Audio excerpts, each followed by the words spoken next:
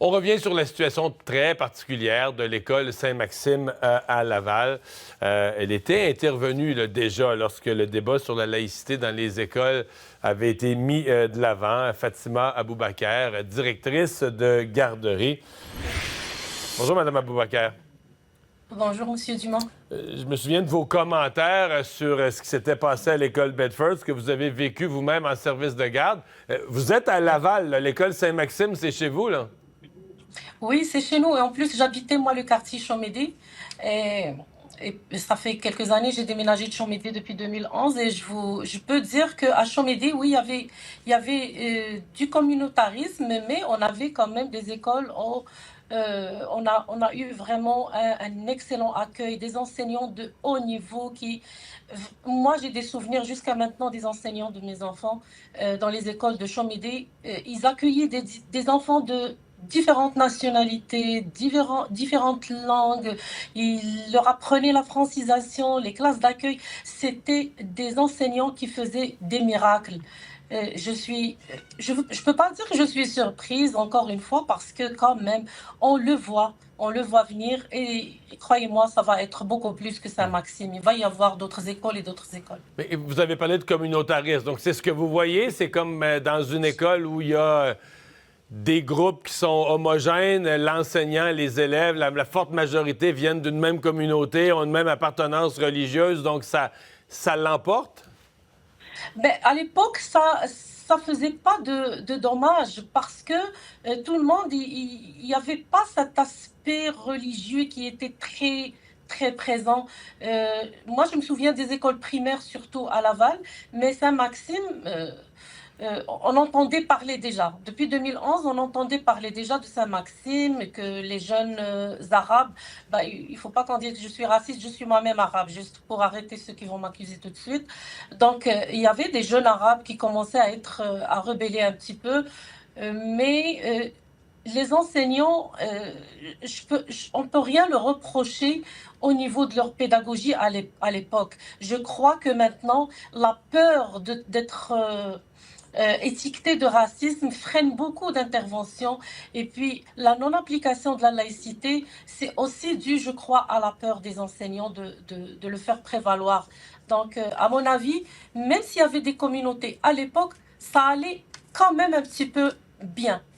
Dans les écoles primaires. À Saint-Maxime, nous, on a déménagé avant que les enfants se Ouais. rendaient au secondaire.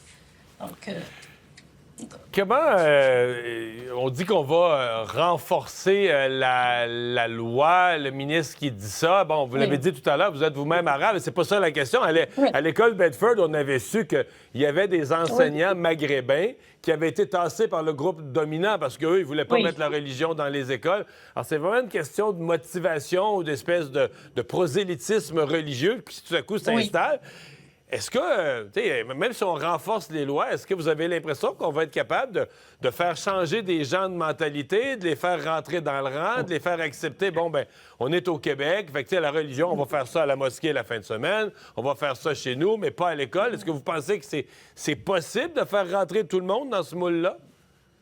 Oui, parce qu'il n'y a de toute façon que ce moule où l'on peut vivre ensemble dans le respect et la liberté, et ça s'appelle la laïcité.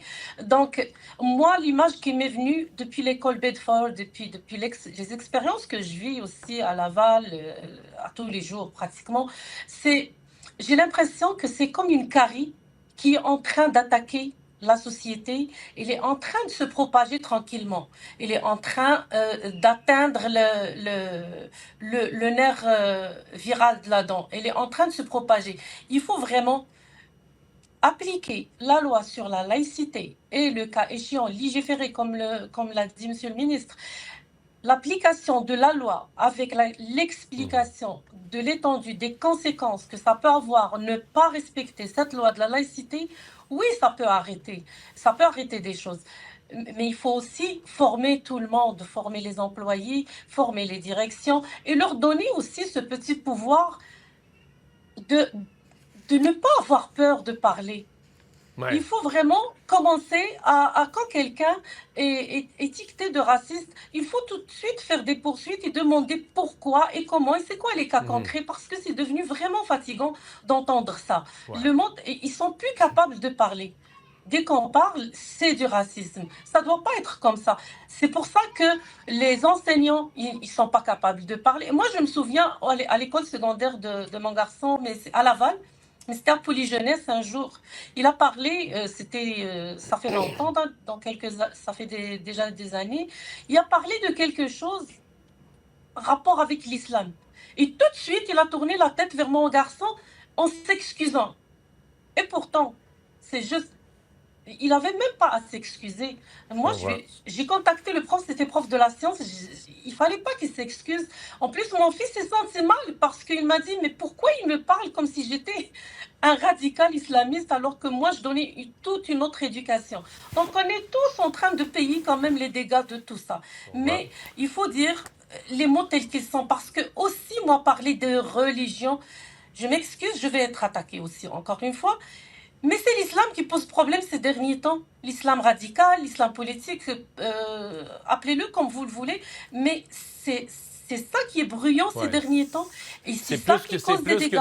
C'est plus qu'une simple affaire là, de religion ou d'appartenance religieuse. Je trouve que c'est très injuste envers les autres religions qui vivent leur religion dans la paix. C'est vraiment très injuste de parler juste de religion. Et injuste aussi pour les musulmans là, qui pratiquent leur religion sans l'imposer. Fatima Boubacar, merci beaucoup d'avoir été avec nous. Ça m'a fait plaisir. Au revoir. Au revoir.